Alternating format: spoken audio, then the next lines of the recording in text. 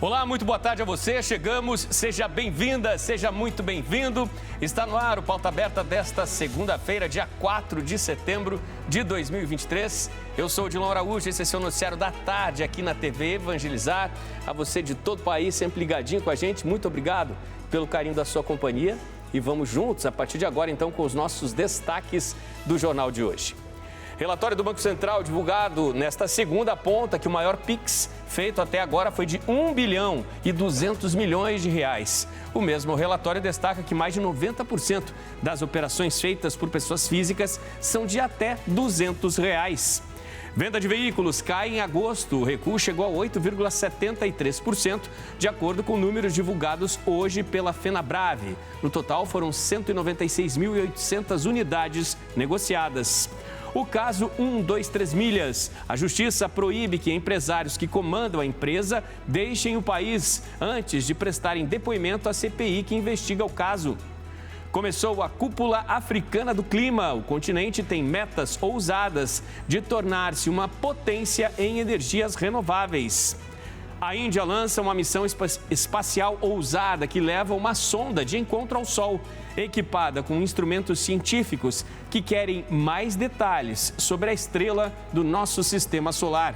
Vamos viajar com você hoje para Manoel Ribas, no interior do Paraná, região central do estado. A cidade está nos preparativos para um evento grandioso, a procissão de Nossa Senhora de Salete, que deverá atrair fiéis de todas as regiões do Brasil agora em setembro.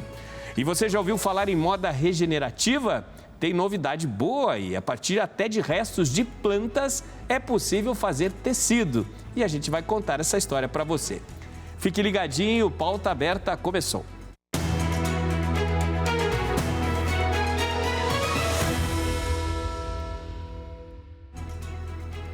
A operação financeira Pix, com toda certeza, é a preferida hoje dos brasileiros. De acordo com o relatório divulgado pelo Banco Central, o maior Pix realizado até o fim de 2022 foi de 1 bilhão e 200 milhões de reais. O brasileiro já está acostumado com a frase "faz um Pix aí", e nessa onda de operações financeiras, só no mês de dezembro de 2022, o Pix operacionalizou o total de 1 trilhão e 200 bilhões de reais. Já a maior transferência de recursos registrada por meio do Pix, que é um sistema em tempo real desenvolvido pelo Banco Central, foi de 1 bilhão e 200 milhões de reais no mês de dezembro do ano passado. A informação está no relatório de gestão do Pix, documento que traz uma análise sobre os primeiros anos de funcionamento da ferramenta de pagamentos entre 2020 e 2022. O Banco Central não deu detalhes sobre a transação de 1 bilhão e 200 milhões de reais, apenas informou o que aconteceu em dezembro do ano passado. Naquele mês, o valor médio das operações via Pix entre pessoas físicas foi de R$ 257 reais. Os dados de 2023 ainda não foram divulgados. Considerando todas as transações desde o lançamento do Pix até dezembro de 2022, quase 61% delas foram inferiores a R$ 100 reais. Quando consideradas transações com pagadores sendo apenas pessoas físicas, 93,1% dessas operações são abaixo de R$ 200 reais. Mas, quando se consideram as transações apenas entre pessoas jurídicas privadas, ainda há certa concentração na faixa de até R$ 500 reais. Entre pessoas jurídicas, 18,6% das transações têm valor a partir de R$ 2.000 reais. De acordo com o Banco Central, houve crescimento no valor de recursos transferido por meio do Pix, que atingiu 1 trilhão e 200 milhões de reais só no mês de dezembro de 2022, o que representa alta de 914% em 2 anos. O Banco Central informou ainda que o Pix poderá ser usado para novas finalidades no futuro, como em pedágios, estacionamentos, transporte público, compras parceladas e transferências internacionais. A venda de veículos caiu no mês de agosto. Foram 196.800 unidades vendidas, de acordo com números da Fenabrave. Um recuo sentido no setor, apesar dos incentivos do governo federal anunciados no mês de julho. A queda em agosto foi de 8,73%, conforme indicou a Fenabrave, a Federação Nacional da Distribuição de Veículos Automotores. Se foram quase 200 mil unidades vendidas em agosto, em julho, mês anterior, foram 371.497. Apesar do recuo de agosto para julho, se comparada a agosto do ano passado, a venda de veículos no país teve registrada uma alta de 1,36%. E de janeiro a agosto deste ano, o crescimento dos negócios no setor foi ainda muito mais expressivo, de 10,9% em comparação ao mesmo período de 2022. É um cenário que, apesar do recuo, foi considerado otimista pela FenaBrave. Conforme nota destacada pela federação, os recursos disponibilizados pelas medidas provisórias do governo federal, que incentivaram as vendas dos chamados carros com mais sustentabilidade, esgotaram-se no mês de julho. E muitos emplacamentos foram concluídos apenas em agosto, contribuindo aí para os números registrados no 8º mês do ano. Mas, de fato, as vendas foram bem menores do que em julho. O presidente da FenaBrave chegou a destacar que nas últimas semanas de agosto, a liberação de créditos foi menor, com redução importante de autorizações de financiamentos por parte de muitas instituições financeiras. Para a FenaBrave, não deverá ser registrada uma recuperação muito forte do setor em relação ao ritmo de vendas registrado em agosto. Um dos desafios do setor este ano é tornar este mercado ainda mais acessível àquele consumidor considerado de menor renda. A Justiça proibiu que os donos da empresa 123 Milhas saiam do país antes de prestarem depoimento à CPI que investiga o caso. Os irmãos donos da 123 Milha, Ramiro e Augusto Soares, sócios da empresa, já foram convocados 2 vezes a prestar depoimento na CPI das pirâmides financeiras, que acontece na Câmara dos Deputados. Mas nas 2 vezes eles faltaram. Agora a Justiça proibiu os irmãos de saírem do país. Eles não podem deixar o Brasil enquanto não prestarem depoimento.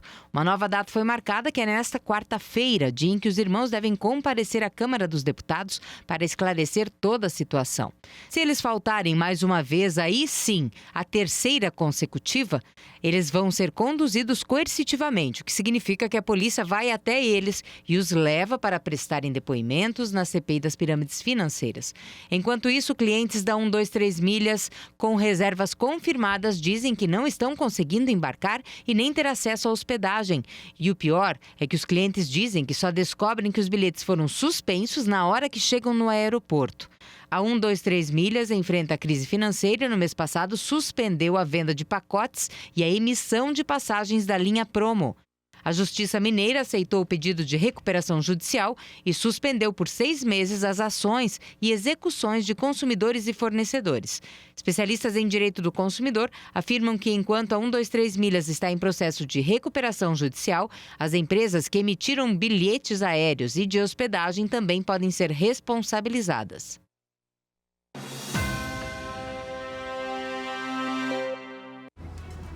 O fim desta segunda-feira vai ser de tempestades, ciclones e frente fria no sul do Brasil. É isso mesmo, parece inacreditável, mas depois do calor fora de época do fim de semana, os meteorologistas alertam para a formação de ciclone extratropical, em ventos muito fortes por aí. Veja na reportagem.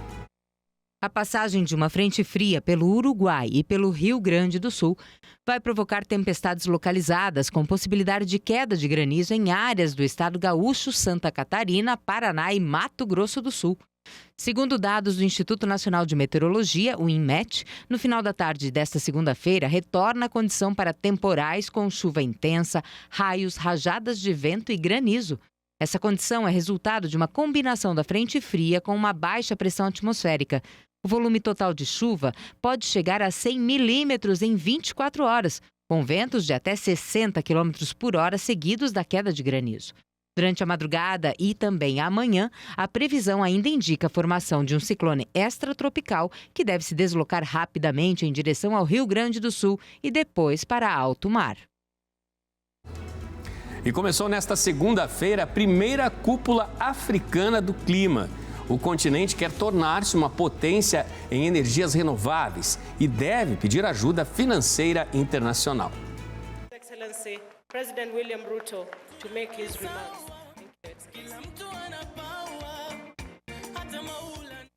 O presidente do Quênia iniciou nesta segunda-feira uma cúpula climática histórica que pretende converter o continente africano em uma potência emergente em energias renováveis e pedir auxílio financeiro internacional. Friends, this summit is a moment to imagine a bold. Amigos, esta cúpula é um momento de imaginar um futuro africano ousado e afirmativo. Estamos aqui para imaginar um continente que ligue os mercados e os recursos à demanda, desbloqueando economias massivas de escala, um continente que ofereça uma espinha dorsal para um mundo sem carbono, um continente que prospere e molde um futuro à prova do clima para todos. A continent that thrives and shapes climate-proof future for all. Por 3 dias, o presidente vai receber líderes africanos e de outros lugares, como o chefe da ONU, Antônio Guterres. A África, onde vivem 1 bilhão e 200 milhões de pessoas em 54 países, é política e economicamente diversa e abriga populações que estão entre as mais vulneráveis à mudança climática. Um rascunho da Declaração de Nairobi, consultado pela AFP, mas ainda em negociação, destaca o potencial único da África para ser uma parte essencial da solução. O documento cita o vasto potencial da região em energias renováveis, a sua mão de obra jovem e os seus ativos naturais. Mas os desafios são enormes para um continente onde cerca de 500 milhões de pessoas não têm acesso à eletricidade. Segundo o presidente do Quênia e o chefe da Agência Internacional de Energia, apenas 3% dos investimentos globais em transição energética chegam à África.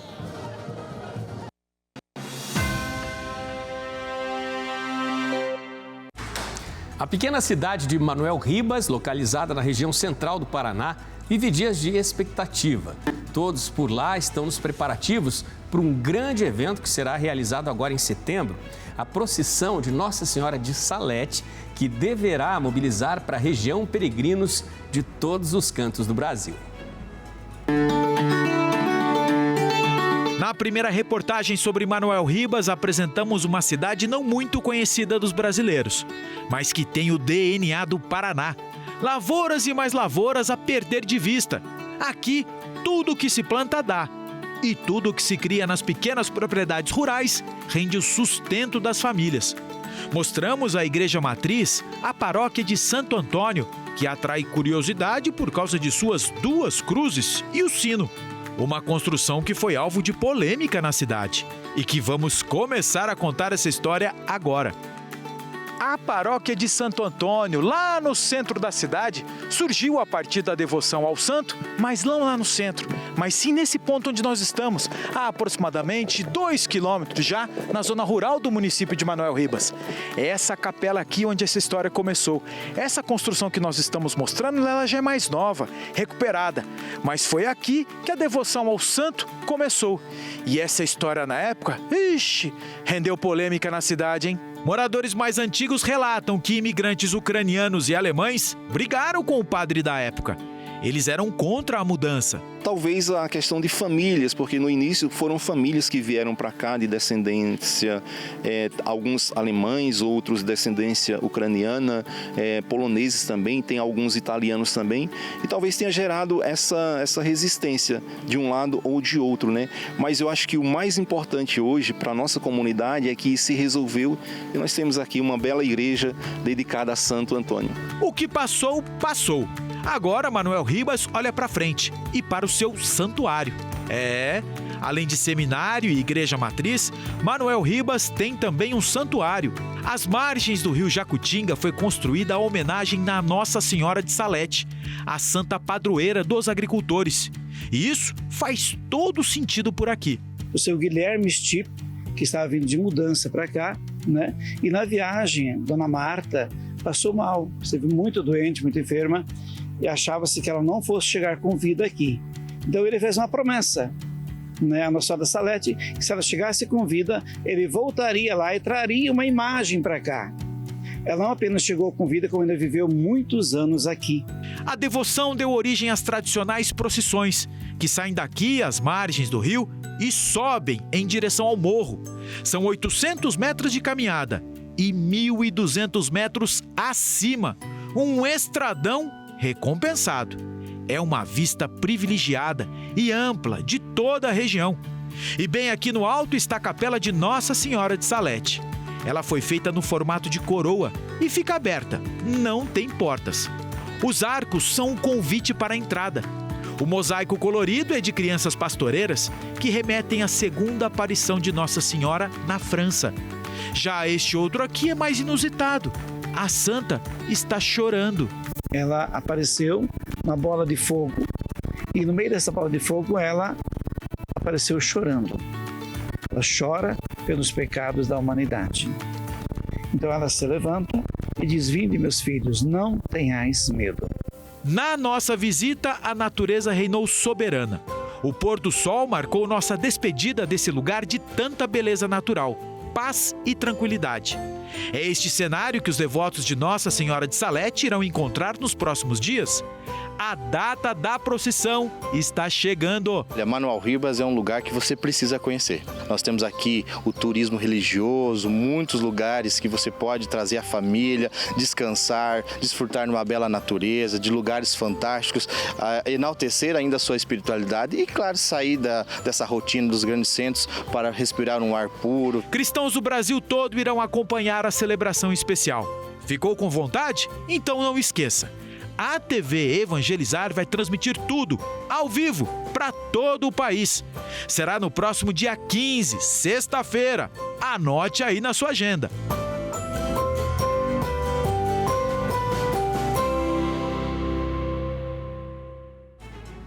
É isso aí, o convite está feito e a cidade de Manuel Ribas espera você. Vamos para o intervalo, gente. No próximo bloco, último dia de visita do Papa Francisco à Mongólia. Teve encontro com líderes mundiais de outras religiões. Teve celebração especial à pequena comunidade católica que vive no país. Você vai ver também na corrida espacial, a Índia faz o lançamento de uma missão que partiu em direção ao Sol, astro do nosso sistema solar. O intervalo é rápido. Voltamos já.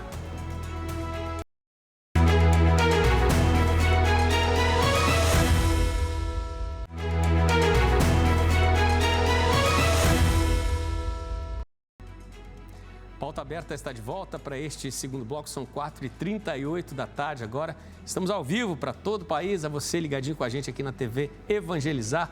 Muito obrigado pela companhia.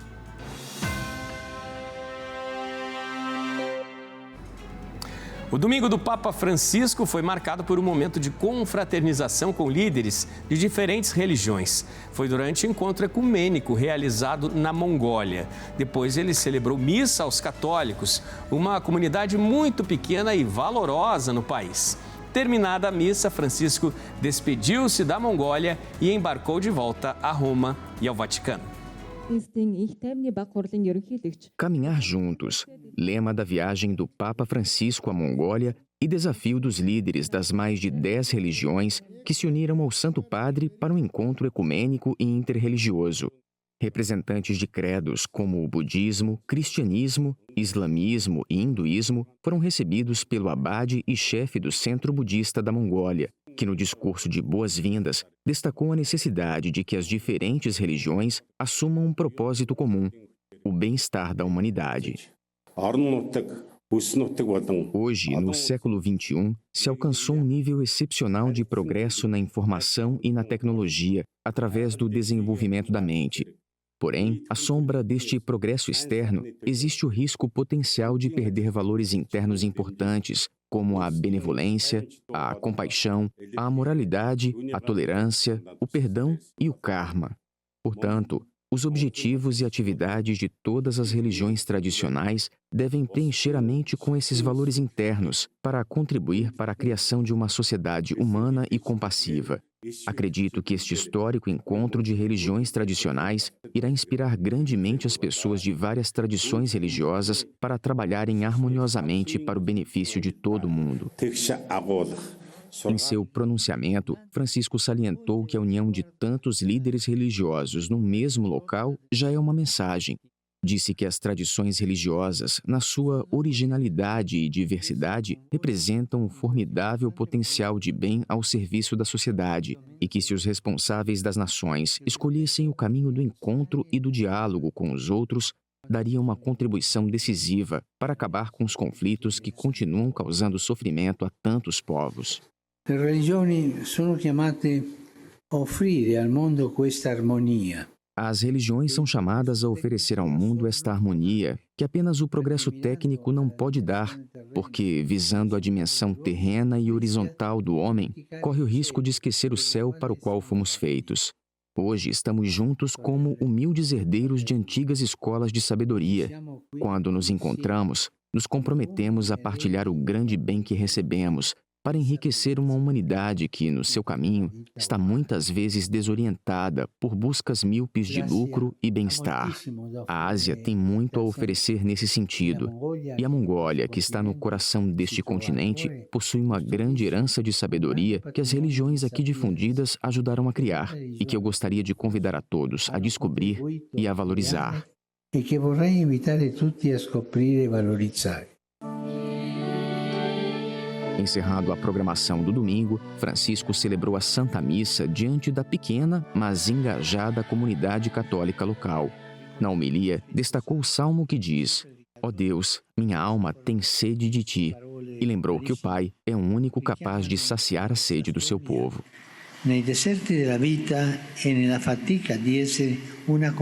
Nos desertos da vida e nas limitações por serdes uma comunidade pequena, o Senhor não vos deixa faltar a água da sua palavra, especialmente através dos pregadores e missionários que, ungidos pelo Espírito Santo, a semeiam em toda a sua beleza. E a palavra sempre nos remete para o essencial da fé, deixar-se amar por Deus para fazer da nossa vida uma oferta de amor.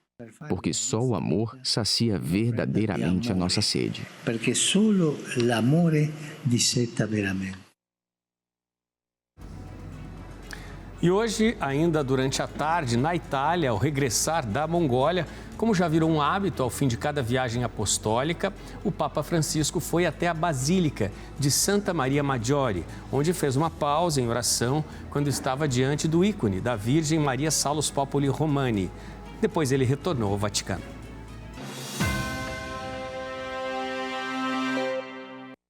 Após uma reunião nesta segunda-feira com o presidente da Turquia, Recep Tayyip Erdogan, o presidente da Rússia, Vladimir Putin, afirmou considerar uma retomada no chamado Acordo de Grãos, que partem da Ucrânia pelo Mar Negro para garantir abastecimento a praticamente todas as regiões do planeta. O presidente da Turquia, Recep Tayyip Erdogan, se reuniu nesta segunda-feira no balneário de Sochi com Vladimir Putin, com a retomada do acordo de exportação de grãos ucranianos na pauta. Erdogan é um dos poucos líderes da OTAN que ainda nutre boas relações com o líder russo. Vamos estar prontos para considerar essa possibilidade de reviver o acordo dos grãos. Falei hoje com o presidente Erdogan sobre isso mais uma vez. Vamos fazer isso assim que forem completamente implementadas as suspensões às restrições aos produtos agrícolas da Rússia. Moscou abandonou em julho o acordo que permitia a exportação de grãos ucranianos, crucial para o abastecimento de alimentos ao redor do planeta. Moscou alega que teve cereais e fertilizantes bloqueados pelas sanções ocidentais. Desde então, a Rússia ameaça atacar os navios que zarpam dos portos ucranianos no Mar Negro e intensificou os bombardeios contra as infraestruturas portuárias do país vizinho. E na corrida espacial, agora em busca de mais informações sobre o Sol, a Índia lançou no último sábado um foguete, levando uma sonda para estudá-lo. A viagem vai durar 4 meses e vai percorrer 1,5 milhão de quilômetros. A Índia surpreende o mundo com o lançamento do programa espacial. O foguete Aditya L1, que significa o Sol em hindu, decolou com uma sonda a bordo para uma viagem até o centro do sistema solar. A missão leva instrumentos científicos para observar as camadas mais externas do Sol numa viagem de 1,5 milhão de quilômetros em 4 meses. Se tiver sucesso, vai ser a primeira vez que um país asiático consegue chegar na órbita da estrela mais próxima da Terra. A sonda vai estudar as injeções de massa coronal, que é um fenômeno periódico que envolve grandes descargas de plasma e energias magnéticas provenientes da atmosfera solar e que podem alcançar a Terra e interferir no funcionamento de satélites. A Índia tem um programa aeroespacial com investimento relativamente baixo se comparado a outras potências. Especialistas garantem que os custos baixos são alcançados com reproduções e adaptações da tecnologia já existente, além da presença de uma equipe formada por engenheiros altamente qualificados que cobram muito menos que os estrangeiros. E olha só, uma mancha solar imensa deixou os cientistas da NASA em alerta. Ela é tão grande que já tem 4 vezes o tamanho do próprio planeta Terra. Acompanhe na reportagem.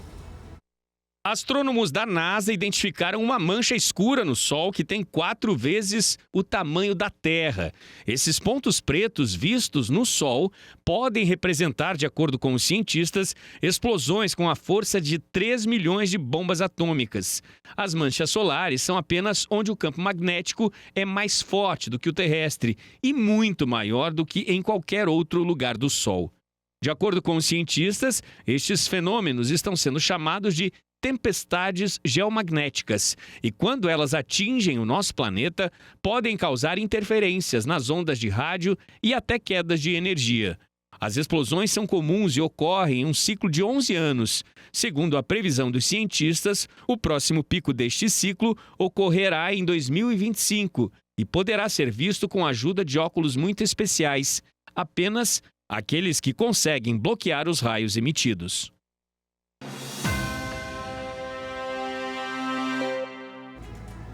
Vamos de futebol agora. Na 22ª rodada do Brasileirão, o Flamengo acabou com a invencibilidade do Botafogo no Newton Santos. Eram 11 vitórias seguidas só neste campeonato.